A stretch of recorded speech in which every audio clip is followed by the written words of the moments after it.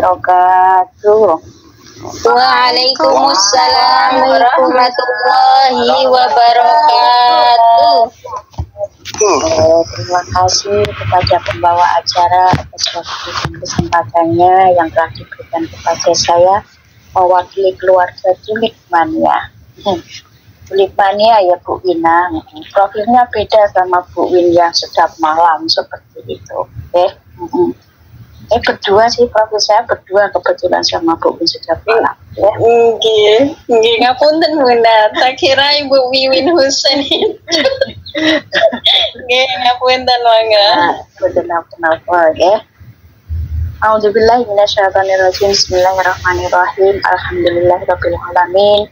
Wa bihi nasta'inu ala umurid dunya waddin. Wassalatu wassalamu ala asyrofil anbiya'i wal mursalin. Sayyidina wa maulana Muhammadin wa ala alihi wa sahbihi ajmain, amma ba'd.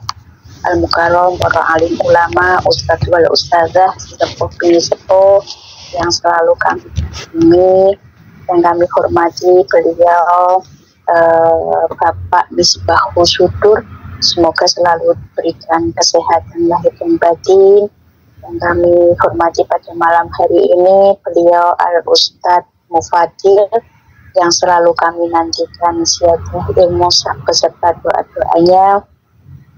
Yang kami hormati Ketua Iwabit On Air Ibunda Isna Hidayati beserta Ibu Uli Ami serta seluruh jajaran kepengurusannya yang selalu kami nantikan bijaksanaannya dalam bermusyawarah serta tak ketinggalan seluruh keluarga besar jamaah Majelis Ta'lim Iwabit On Air rahimakumullah. Pertama dan yang paling utama tentunya marilah kita panjatkan puja dan puji syukur kehadirat Allah Subhanahu wa Ta'ala yang mana pada malam hari ini tanpa kekurangan suatu apapun kita semuanya dilimpahi rahmat, hidayah, inayahnya serta kenikmatan iman Islam. Maka kita semoga selalu menjadi umatnya yang selalu bersyukur atas karunia-Nya dengan ucapan syukur alhamdulillahirabbil alamin. Kedua kalinya sholawat ma'asalam marilah senantiasa kita sanjungkan kepada junjungan kita, Nabi panutan kita, Nabi besar Muhammad sallallahu alaihi wasallam beserta seluruh keluarga dan sahabat-sahabatnya. Semoga kita selalu kelak diakui umatnya dan dengan untaian salawat salam Allahumma sholli ala sayyidina Muhammad wa ala ali sayyidina Muhammad. Semoga kita selalu diberi keberkahan barokah di dunianya dan kelak syafaatnya di yaumil kiamah nanti. Amin ya rabbal alamin. Rekan-rekanku keluarga besar Iwamit On Air rahimakumullah, sehat semuanya ya Ibu? Alhamdulillah sehat.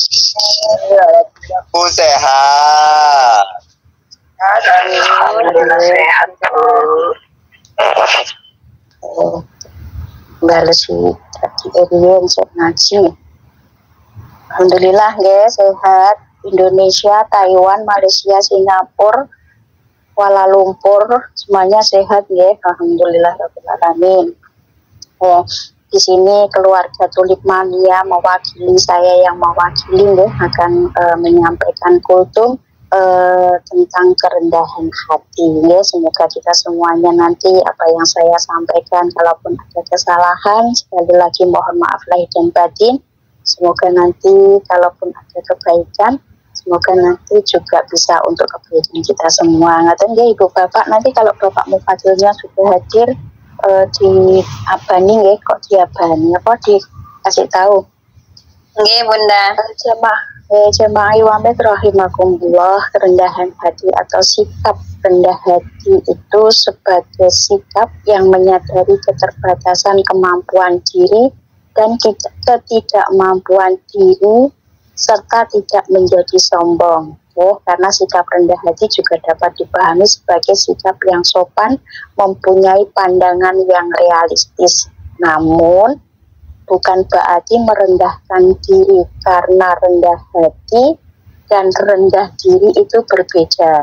Karena kalau rendah hati itu akan menjauh kita dari sikap sombong dan merasa tahu segalanya. Jadi kalau rendah hati itu akan, sombong itu tidak ada dalam diri kita kalau kita sudah ada sifat rendah hati. Artinya ibu-ibu, jadi rendah hati itu seperti itu. Nah, sikap rendah hati itu harus dimiliki semua orang, bukan hanya penting di lingkungan kerja, tetapi manusia sebagai makhluk sosial dan individu yang saling membutuhkan satu sama lain. Nah, seperti kita ini di Iwamid karena saling membutuhkan.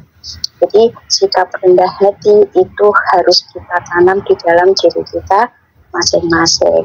Nah, kenapa sih kita itu harus punya sikap rendah hati? Kenapa ibu-ibu, bapak?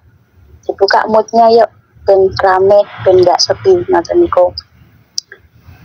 Nah, kenapa kita itu harus memiliki sikap rendah hati? Ya? Karena banyak manfaatnya. Ya. Salah satunya untuk menghormati orang lain selayaknya manusia, walaupun tanpa memandang muka ataupun harta. Ya, seperti di konteks seperti ini. Kita tidak tahu Bu Wina itu seperti apa sih. Mungkin pernah ketemu, tapi lupa. Itu yang sudah, istilahnya yang sudah pernah ketemu. Yang belum pernah ketemu seperti apa ya, tetapi kita tetap mempunyai rasa hormat seperti itu tanpa memandang istilahnya. Seandainya seperti saya dengan Bunda Imro, pernah bertemu muka, tetapi tidak tahu kehidupan Bunda Imro di Indonesia seperti apa, mungkin hartanya banyak, mungkin seperti apa. Nah, itu kan tidak tahu, tetapi kita diharuskan, walaupun tidak wajib, tetapi tetap wajib, antara wajib dan diharuskan, untuk saling menghormati. Karena apa? Itulah yang harus ditanamkan di dalam diri kita untuk mempunyai sikap rendah hati. Dan sikap rendah hati itu tidak akan membesarkan orang yang besar. Nah, dan juga tidak akan mengecilkan orang yang kecil. Seperti itu. Jadi tidak berpengaruh kepada siapapun itu, tetapi tetap ada dalam diri kita, nanti akan berpengaruh juga kepada diri kita sendiri. Jadi harus ditanamkan, benar-benar ditanamkan sikap rendah hati di dalam diri kita sendiri.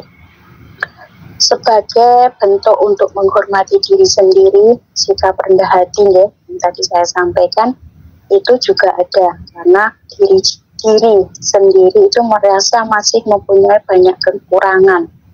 Jadi kalau sudah diterapkan dalam diri kita sendiri itu biasanya tidak sombong, jatuhnya tidak sombong, Jadi banyak kita lebih introspeksi diri, muhasabah diri, terlihatnya banyak kekurangan daripada orang lain. Jadi tidak menduduhkan kelebihan kita kepada orang lain, tetapi lebih condong lebih condong memperlihatkan kekurangan kita kepada orang lain, tentunya dengan aspek-aspek tertentu. Nah, ibu-ibu jamaah Iwamid rahimakumullah, tadi kenapa tadi dianjurkan untuk bisa menanamkan rasa rendah hati kepada diri kita sendiri, karena ini akan kita temui di dalam kehidupan kita sendiri.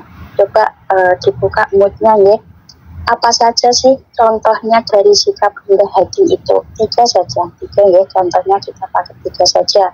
Contohnya apa saja, Bu? Sikap rendah diri di dalam diri kita yang mungkin sudah kita tanamkan dalam diri kita sendiri. Dibuka moodnya. Tidak merasa paling bisa di antara orang lain, Bunda. Itu salah satunya. Aja lagi. Tidak sombong. Yang paling sering kita lakukan. Mudah berterima kasih. Walaupun kecil, walaupun sepele.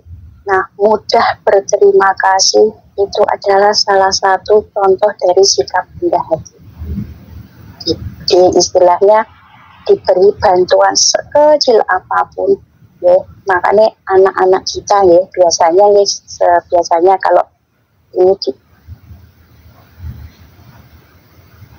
yang biasanya kan kalau sudah dikasih kita kasih permen biasanya dari ibunya yang pertama kali pasti kan terima kasih seperti itu enggak Bu, anak-anaknya yang masih kecil dulu ya, kita pun juga sama dulu ya, terima kasih, matur nuwun, itu harus kita tanamkan ya. Tidak segan meminta bantuan, ini meliputi banyak aspek. Itu ya, terutama mungkin ada nih dalam kelompok-kelompok, mungkin ada sesuatu yang harus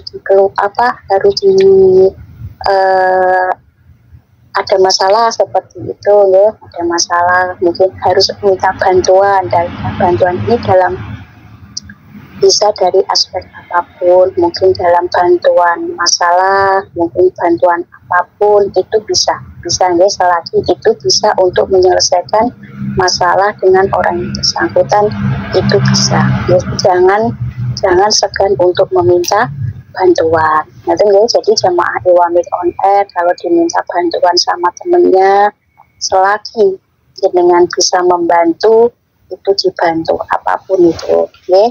Insya Allah sakit di Bapak membantu.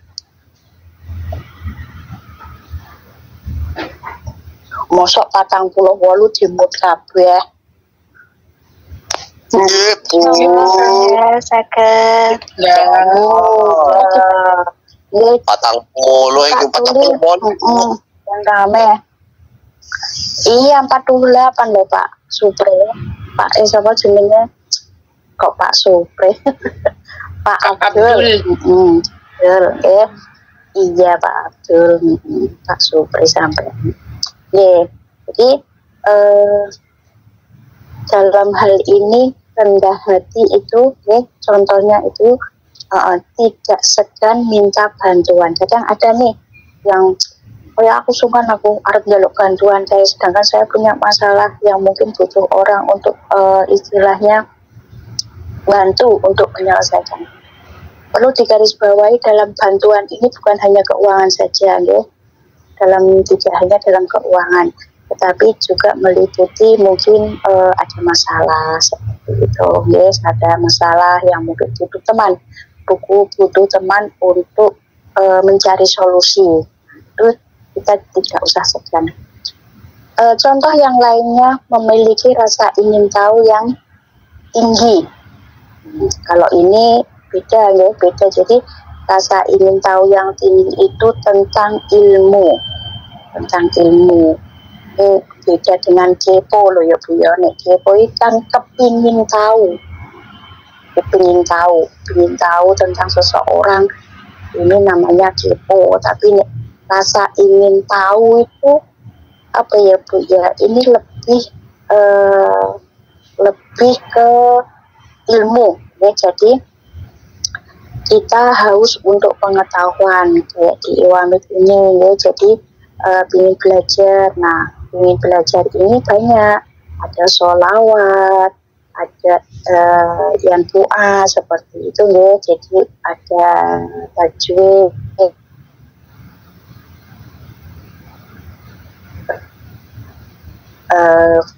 seperti itu. Jadi ini tentang ilmu, karena kita sebagai manusia memanfaatkan waktu untuk belajar itu panjang ya, baik itu secara akademis maupun belajar dari pengalaman orang lain.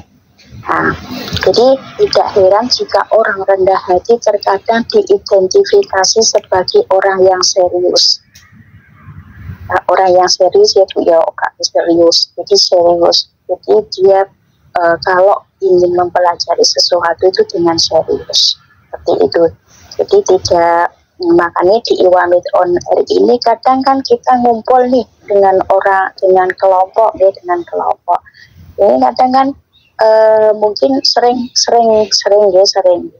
kita kalau ngumpul ngerumpi, enggak. Dalam mengerumpi itu pasti kita bisa memahami sifat masing-masing dari teman-teman kita di on air.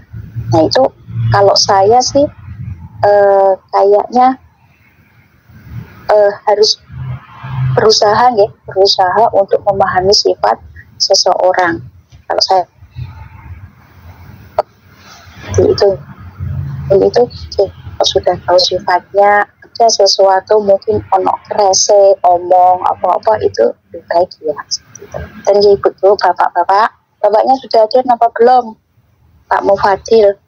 Belum Bu, Biasanya biasa hadirnya nanti pulangnya cepat ya mendatang. Dan banyak manfaat dalam sikap rendah hati ya, karena itu akan kita jalani dan kita akan menemui di lingkungan kita sehari-hari, entah itu di lingkungan kerja, di lingkungan masyarakat, dan mungkin yang paling utama ada di lingkungan keluarga seperti itu. Karena dengan keluarga pun itu harus diterapkan. Oh, tampon rawuh ya. Dan yang terakhir, rekan-rekanku jamaah Iwamikun rahimahumullah, begitu sifat rendah hati dalam diri seseorang itu tidak datang begitu saja, namun harus dibentuk dan juga dari pengalaman hidup kita sendiri, ataupun kita bisa berguru kepada pengalaman orang lain. Setelah itu kita lalui, insya Allah sikap rendah diri itu akan tertanam dalam diri kita sendiri terutama, dan juga harus diiringi dengan lingkungan yang positif ya, karena itu akan berpengaruh juga kepada diri kita sendiri. Jadi lingkungan keluarga, lingkungan teman, dan lingkungan masyarakat itu juga berpengaruh kepada diri kita sendiri. Mungkin itu saja.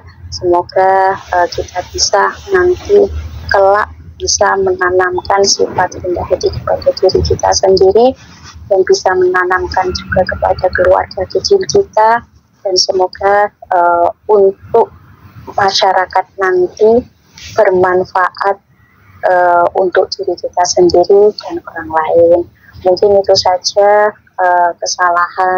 Banyak kesalahan itu murni dari saya pribadi, nanti bisa diuraikan secara luas dari beliau Al-Ustadz Mufadil, dan nanti dilanjut mungkin ada pertanyaan. Sekali lagi mohon maaf lahir dan batin atas segala kekurangannya.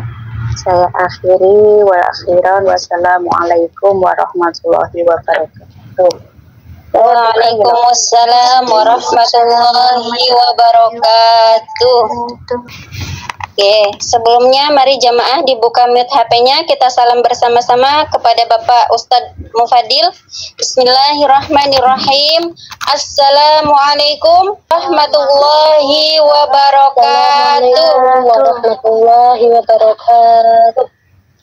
Waalaikumsalam warahmatullahi wabarakatuh. Barakallah, monggo pinara amin nggih Pak Ustadz. Nggih, terima kasih saya ucapkan kepada Ibu Winarti. Masya Allah, begitu pentingnya kita memiliki sifat rendah hati nggih, atau tawadu, agar tercipta keharmonisan di antara kita dan lingkungan kita. Semoga apa yang beliau sampaikan dapat menambah ilmu dan pengetahuan kita, dan kita pun bisa mengamalkannya di kehidupan dan lingkungan kita sehari-hari. Semoga menjadi amal ibadah yang berkah untuk beliau khususnya, dan kepada kita yang ikut mengamalkannya, insya Allah. Amin ya rabbal alamin. Baiklah jamaah, masih semangat nggih? Nggih, Masya Allah. Masya Allah, nggih.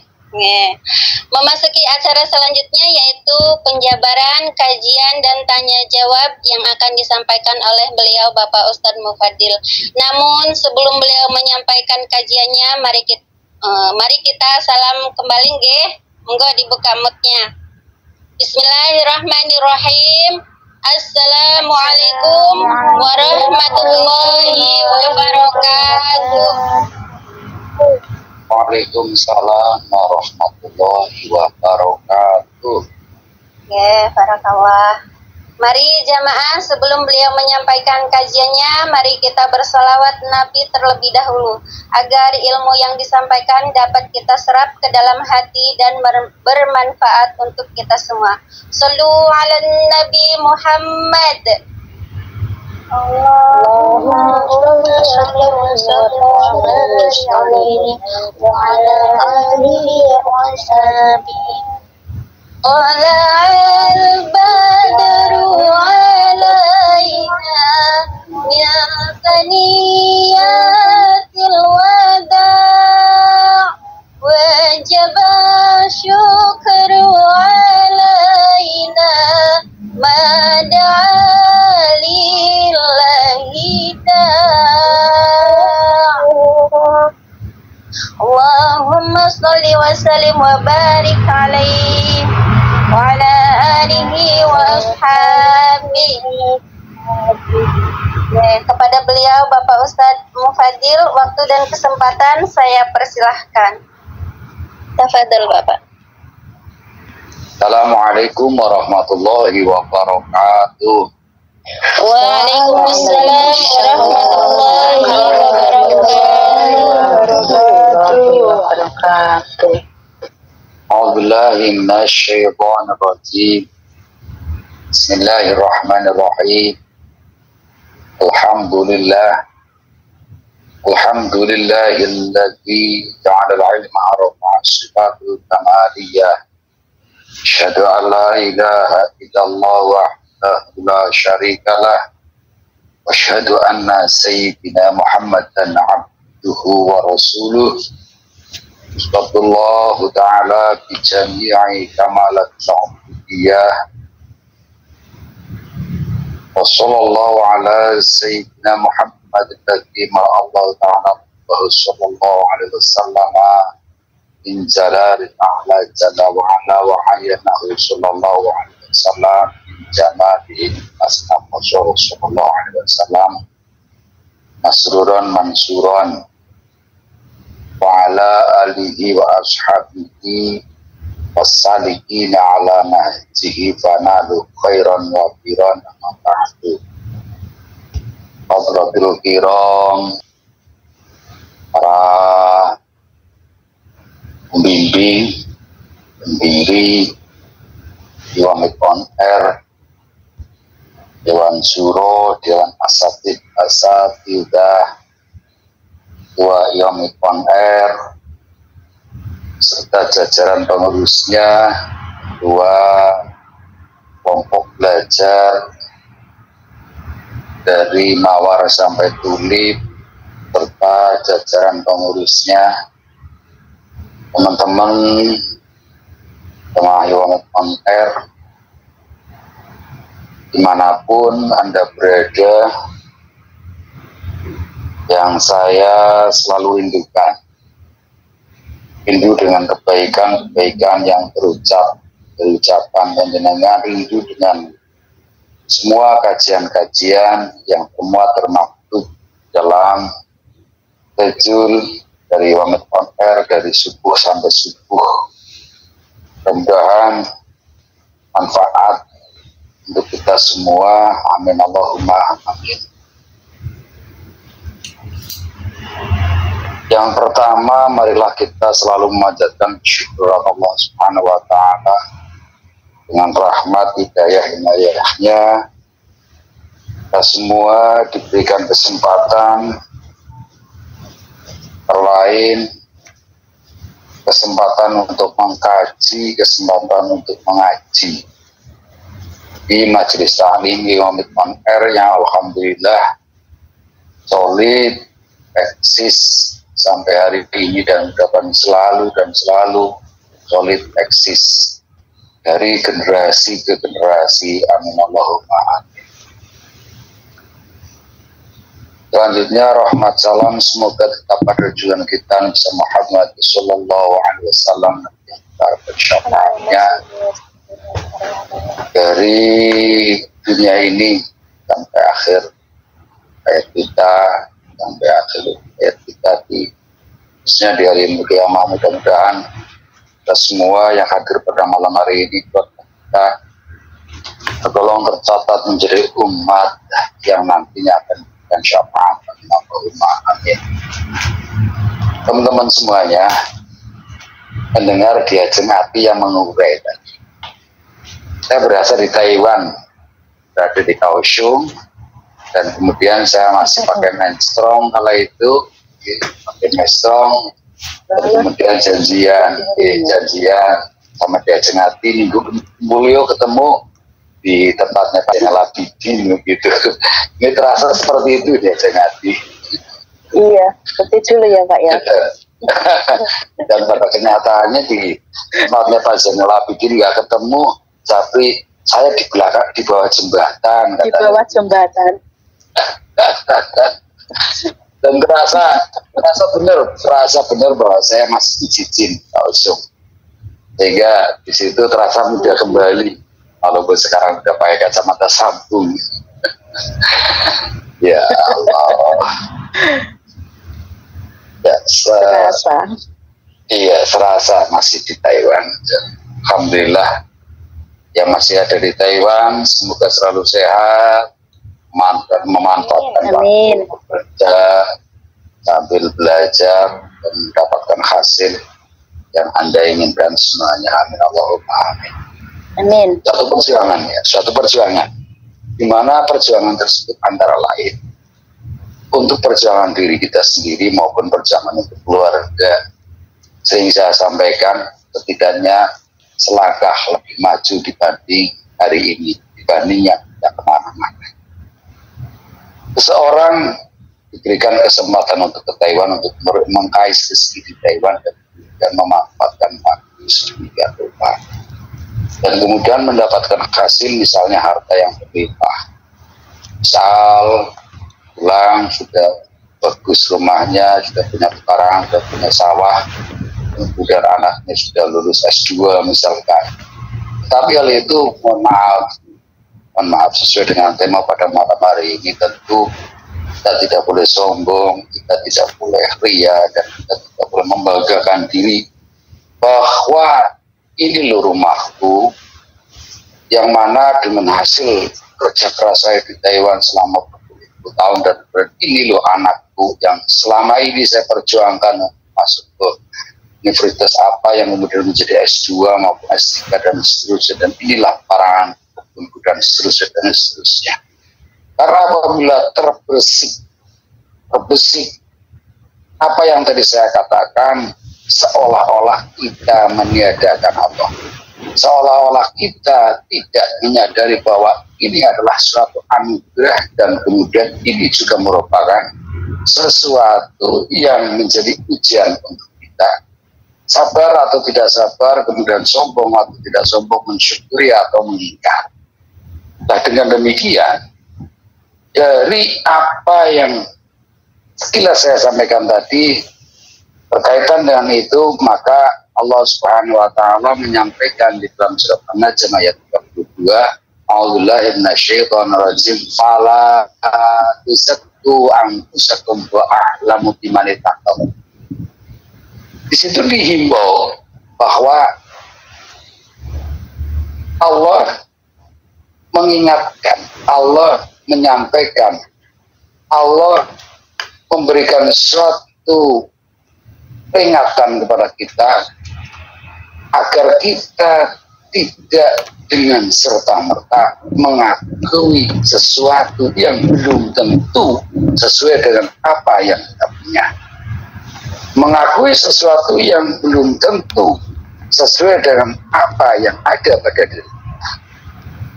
Dalam surat An-Najm ayat 32, tadi saya sudah bacakan yang artinya, maka janganlah kamu mengatakan dirimu suci. Dialah yang paling mengetahui tentang orang yang bertakwa. Artinya di situ dikembangkan bahwa kita mengembangkan dengan apa yang tadi menjadi suatu awal, suatu mukadimah yang tadi saya katakan, kita tidak boleh membanggakan diri, kita kemudian tidak menepuk dada, dan kemudian kita ria, dan bahkan naudzubillah kita sombong dan kemudian mengingkari dari apa yang Allah telah berikan kepada kita. Nah, dengan demikian tentunya dengan sifat-sifat yang bertolak belakang dengan hati nurani kita, karena sombong, ria, iri, dengki, ini merupakan suatu penyakit yang ada di dalam hati kita.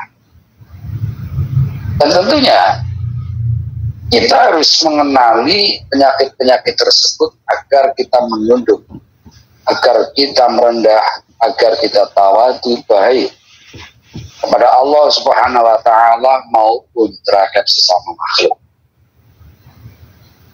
Walaupun kita ada, tentu jangan kadang-kadang kita memamerkan keadaan atau ada yang sebenarnya.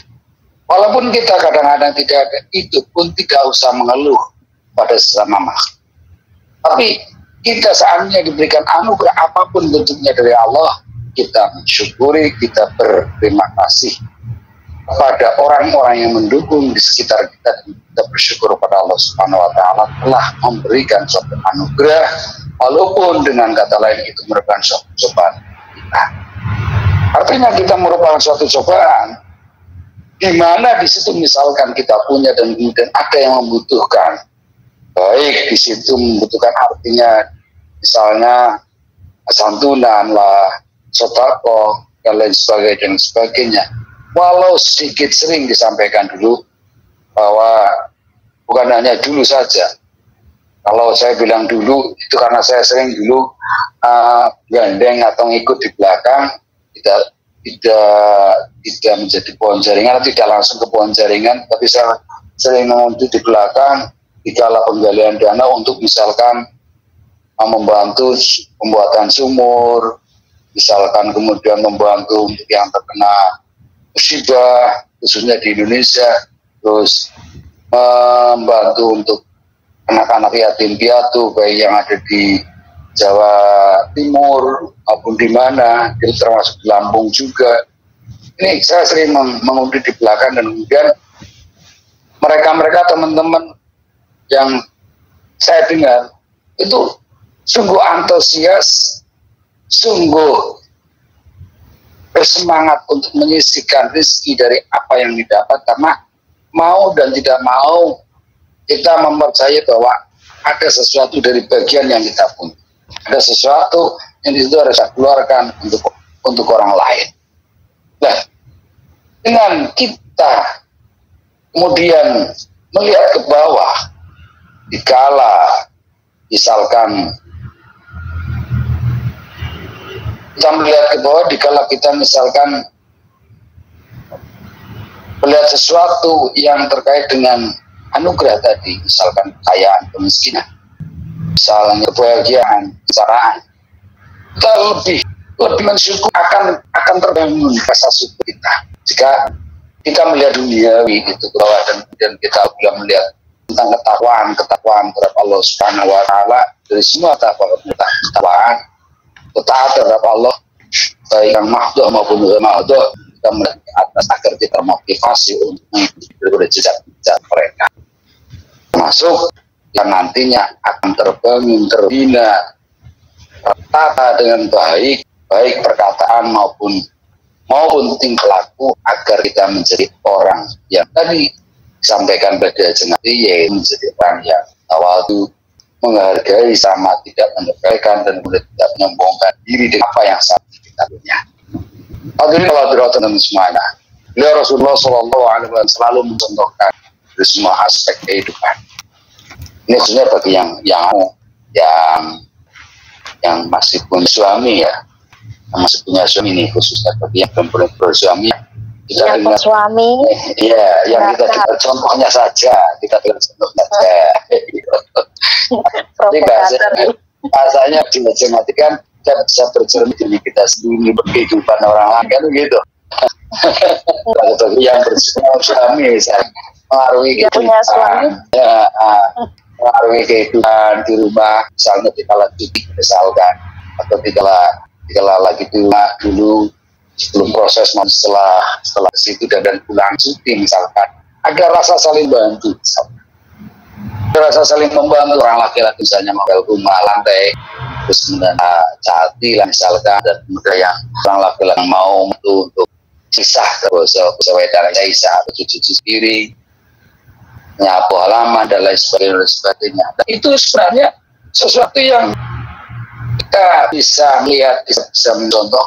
Itu bukan suatu pekerjaan yang kemudian merendahkan diri, tetapi itu merupakan suatu pekerjaan atau tidak laku orang-orang yang berusaha untuk tawadu atau memang sudah alat. Artinya adanya seorang laki kemudian meninggalkan diri seorang laki-laki dan kemudian tidak mau membantu sedikit pun daripada pekerjaan suami, pekerjaan istri, paling ngepel, piring dan sebagainya. Kadang-kadang udah ada bahwa saya sudah capek ini dan seterusnya, kemudian tidak mau membantu apapun yang dilakukan oleh istri, kerepotan dan seterusnya. Sehingga di situ kan kita melihat suatu contoh hal-hal yang seperti tadi. Rasulullah menyampaikan, Rasul mencontohkan. Jadi Aisyah radhiyallahu anha bahwasanya Aswad bin Yazid itu pernah berkata dan bertanya, kata bahwasanya bertanya kepada Aisyah radhiyallahu anha. Itu disampaikan wa anil Aswad bin Yazid qala sa'altu Aisyah radhiyallahu anha maka Nabi sallallahu alaihi wasallam yasna'u fi baiti. Saya bertanya pada Aisyah radhiyallahu anha, kata Aswad bin Yazid, kebiasaan di Rasulullah sallallahu alaihi wasallam di rumahnya. Apa yang dikatakan oleh Aisyah atau Aisyah menjawab, qala Aisyah radhiyallahu anha kana yakunu fi mihnati ahlihi ta'ni khidmat ahlihi idza hadaratis shalah kharaja ila shalah. Jadi beliau Aisyah radhiyallahu anha menyampaikan beliau senantiasa memerankan keluarganya, yakni membantu keluarganya apabila sampai ke sholat maka beliau keluar mengerjakan sholat jamaah. Artinya di situ, walaupun tidak diterangkan dalam di sini secara detail, bahwasanya mau menyapu, membersihkan, membantu Aisyah dan seterusnya, tapi di situ secara garis besar bahwa beliau Rasul mencontohkan bahwa dikala di rumah dan kemudian belum datang waktu sholat maka memperhatikan keluarga dan kemudian membantu apa yang menjadi keluarga atau kesibukan yang disebutkan. Jadi teman-teman saya. Jadi yang melakukan hal yang seperti itu maka tentu akan menekan kesombongan, akan menekan rasa keiaan dari baik laki maupun perempuan, apalagi seorang laki-laki yang disitu mau membantu pekerjaan istri. Kata istri saya itu katanya pria idaman, katanya. Saya lagi ngepel, lagi nyuci piring, kata istri saya, inilah pria idaman, katanya gitu. Artinya teman-teman nanya, kesimpulannya apapun yang kita lakukan di situ buang rasa gengsi, karena rasa gengsi itu menimbulkan kesombongan di bertolak belakang dari awal itu, atau di situ mau merendah, tetapi bukan merendahkan diri kita sendiri, tapi Allah Subhanahu wa Ta'ala akan mengangkat derajat kita semua. Mungkin itu yang saya sampaikan. Mohon maaf atas segala khilaf. Sebelum saya tutup, tapi kan sedikit ada bahasa, nanti ada tanya jawab. Saya tanya dulu sebelum ditanya. Ya jangan nanti kok masih taman mana yo. Apa sih gula sampean? Duit Pak. Oh duit, yes. Aku butuh Pak Ustadz. Cayo. Aku butuh. Ya, cayo semuanya. Ya bukan hanya Jajeng Hati maupun Zen. Zen itu juga orang lama yang termasuk. Ya, dan mohon maaf atas khilaf. Akhir kalam subhanakallahumma wa bihamdika asyhadu an la ilaha illa anta astaghfiruka wa atubu ilaik. Assalamualaikum warahmatullahi wabarakatuh. Waalaikumsalam warahmatullahi wabarakatuh.